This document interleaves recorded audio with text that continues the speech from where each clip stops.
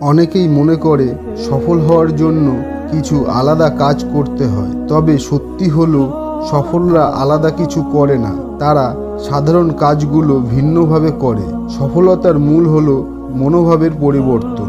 যারা জীবনে বড় কিছু করেছে তারা বারবার হেরেছে, কিন্তু তারা কখনো থেমে থাকেনি। প্রতিটি পরাজয় থেকে শিক্ষা নিয়ে তারা এগিয়ে গেছে। তোমার জীবনে কতবার হেরেছো তা গুরুত্বপূর্ণ নয়, বরং তোমার একটি বিজয়ী সব পরাজয়ের জবাব দেবে। প্রতিটি মুহূর্তকে কাজে লাগাও, বর্তমানকে ধরে রেখে কঠোর পরিশ্রম করো।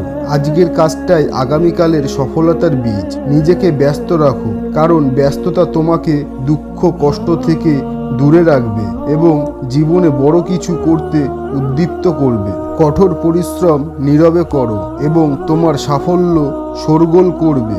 মনে রেখো, সফলতা একমাত্র পরিশ্রমের ফল। নিজের ইতিহাস নিজেই লেখো।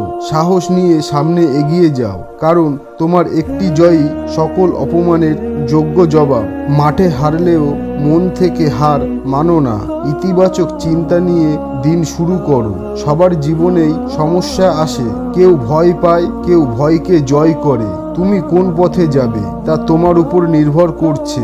চেষ্টা বন্ধ না করা পর্যন্ত কেউ তোমাকে হারাতে পারবে না। শুরু করো এবং দেখে নাও কিভাবে সবকিছু সহজ হয়ে যায়। সংগ্রাম করো, কারণ সফলতার গল্প সংগ্রামের মধ্যেই লুকিয়ে থাকে। সাফল্য তাদেরকেই আকৃষ্ট হয় যারা কঠোর পরিশ্রম করে। তাই আজই শুরু করো, কোনো অপেক্ষা নয়।